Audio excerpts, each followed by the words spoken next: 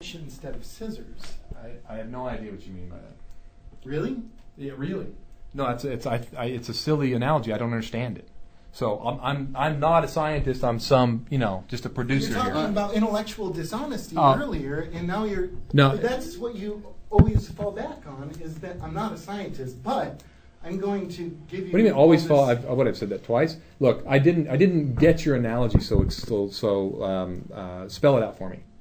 You wouldn't walk into a context that's completely inappropriate to talk about certain things that just isn't part of the nature of its discussion and its way of doing things. I don't walk into a church and start telling the church how to run and operate things. It's, the Catholic Church is run and operated for thousands of years without my help.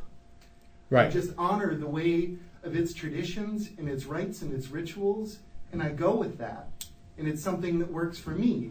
Then when it comes to other areas of life is much more dynamic and diverse than that. When I walk into the world of scientists and see the world the way they see it and how they do things, they have their own procedures and way of doing things, and I don't go around trying to foist.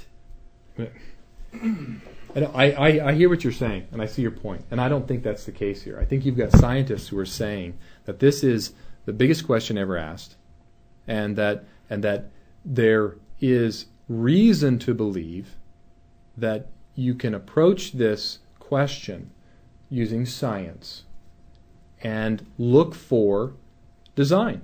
End of it. It doesn't get into God. Now, it's there in the same way that on the other side, if you come at it from a strictly material perspective, that then takes you to a non-God. So both sides have this issue. And I think you just look as carefully as you can and allow these people to speak. And no one stops them from speaking. What happens is there are a lot of people who disagree with that statement. Well, that's where we come back to testing cases, and we look at things like the Sternberg case, where it looks to me like you haven't actually done a very fair representation of the information in that instance. All right, so we've covered that ground. You know what? It's 7 o'clock. I'm already a half hour past, and you're right. I keep saying I'm going to stop talking, and then I talk more. So let me just get on the record. Do you have any objection to us airing this unedited? I wouldn't even presume to try to edit it on our podcast. Mm-hmm. Do I have any objection to you airing it unedited? Right, in its entirety. Well, let me think about that for a minute, Mm-hmm. since I know what you're going to do with it. Well, no, I'm just telling you, I would say we saw, I'd probably wait until the film was available, then I would say we saw a screening, and then we had a discussion with the associate editor. And I wouldn't say anything other than that, and then just play this recording. Yeah, I'll get back to you on that one. Okay. Fair enough. All right, if we're done, again, thank you, Mark, for taking the time to come in here and show the film and talk to us about all of this. All right, thanks, Mark. A couple of notes. At 63 minutes and 11 seconds, John Rennie was reacting to Mark Mathis, turning toward the rest of the editors and miming John talking and gesticulating. One point that does require response, Mathis charged that some 92% of the judge's decision in the Dover Intelligent Design trial was copied directly from papers filed by the ACLU.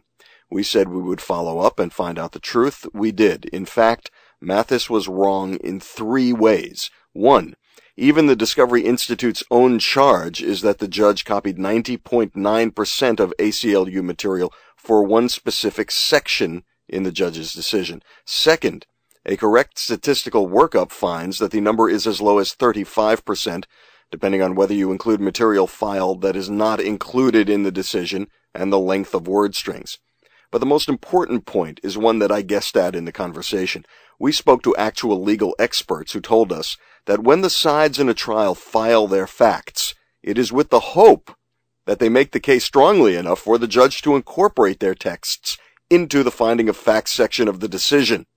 Therefore, the charges that Mathis makes against Judge Jones are both incorrect in detail and spurious in spirit. For more information, you can go to footnote 88 in the Wikipedia entry on the Discovery Institute. There's more info on the permissibility of using filed facts in a decision at the Pandas Thumb website. That's pandasthumb.org. It's an entry called Weekend at Behe's, dated December 12th, 2006. More websites with information are posted on the text page that accompanies this podcast.